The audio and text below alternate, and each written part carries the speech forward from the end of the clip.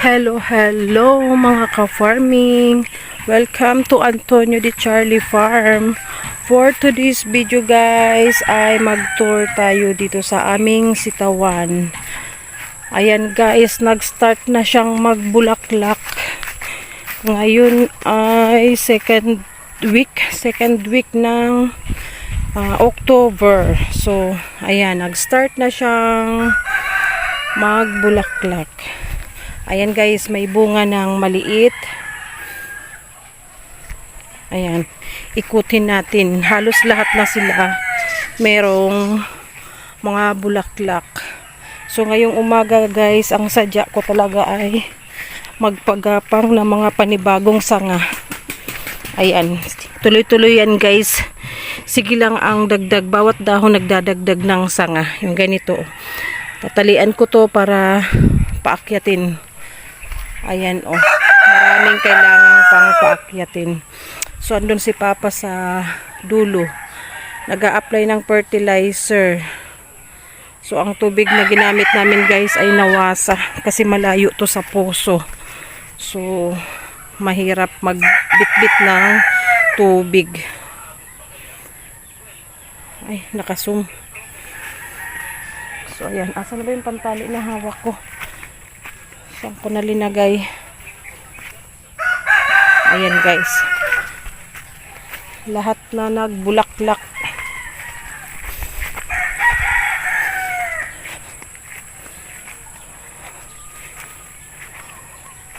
Ayan guys, ang ganda ng bulaklak. Oh.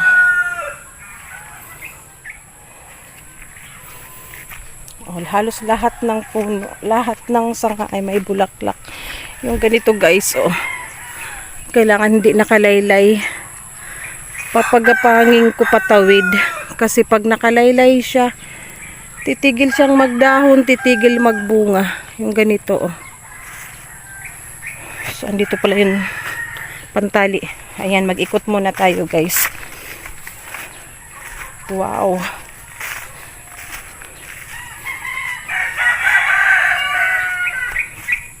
Ayan guys, ganito maganda. Manipis lang ang dahon. Pag manipis ang dahon, ibig sabihin ay hindi gaanong aatakihin ng uod. Ayan oh, sa isang puno guys. Ayan oh, 3 na yung sanga niya na may bulaklak. Wow. So, mag-a-apply ng fertilizer, pangalawang apply lang. Okay na yan hanggang sa matapos magbunga. 2 times lang nang apply ng complete fertilizer, yung 14-14. Ayan guys, nakababad muna, tinutunaw.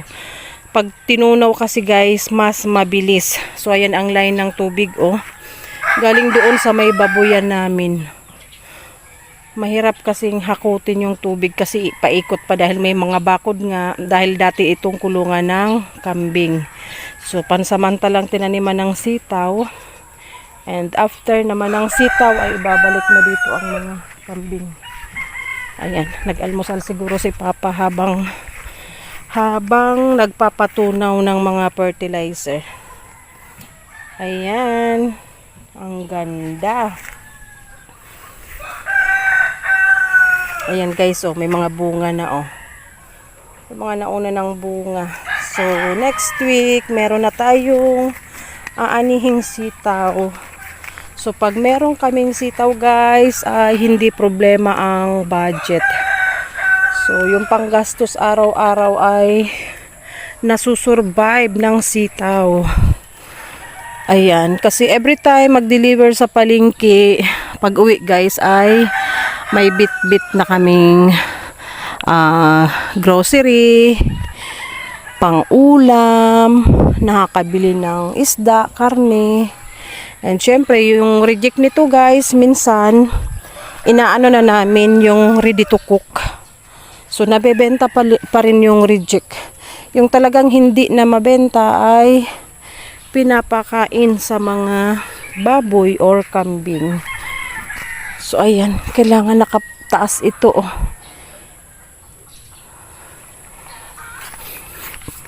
Tingnan natin sa dulo, guys.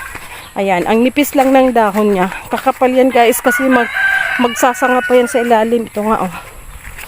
Nasa baba na. Ayan guys, oh. Nasa baba. So, ililipat ko dun sa mismong puno niya. Ayan, kita ba? Ay, asa na? Dito sa kabila. Gumapang. Ayan. Oh, dito natin pagapangin sa sarili niyang puno. Total mahaba na. Kaya niya nang gumapang dito sa kanyang mother plant. Ayan. Okay. Ayan na guys. Ay, may langgam. O, ayan na guys. Napagapang na. Pag mahaba na, okay yan. Napapagapang. Meron pang isa dito, oh. Gumapang na nga. Saan na ba to? Andito na. Di ko nagalawin guys. Nasa taas na. Ito mga poste namin guys. Dati itong ginamit din sa sitawan sa baba. Kaya yan, oh. May mga bahin pa. Ganon din yung mga lubid. So, ayan dito bandang side na to. Manipis. Super nipis ng dahon. Kasi lilim na ng mga kahoy. Pero, lahat na talaga namulaklak. Ayan. Ang ganda tingnan. So, ayan. Nag-vlog muna ako guys. Pinakita ko sa inyo yung itsura ng sitaw pag namulaklak at nag-start ng magbunga. So, next week ay mag-harvest na tayo. Ayan, tingnan natin. Dito, oh, maninipis ang dahon, pero nagbulaklak na din. Oh, diba? May namatay, oh. Siguro nahila, dinaanan ng manok or ng aso namin. Ayan, may namatay. Ganyan talaga.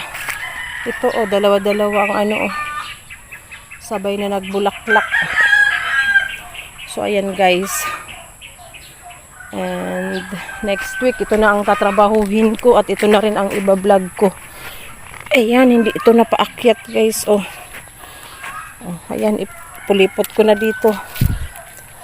Mga iba talaga, hindi ko na nabalikan kasi nabisi sa pag-asikaso ng anak ko, eh. Sunod-sunod yung okasyon sa school. So, napabayaan yung ibang dapat trabahuhin. So, ngayong umaga habang malilim pa, ay tatapusin ko na yung pagpagapang ng mga natitira pang panibagong sanga. Ubos na yata yung pantali. Tingin tayo kung may pantali pang tira. Kunti na lang kasi itong nanditong nakasabit. So, ayan. Ito yung pinakaunang lane papunta dun sa aming bahay. Andito naman pala yung mga kambing, oh. Ayan yung mga kambing namin guys. Hindi ko pa nabablog. Andyan si Buntis, oh. So, ayan. Thank you for watching guys. See you again sa mga susunod ko pang update.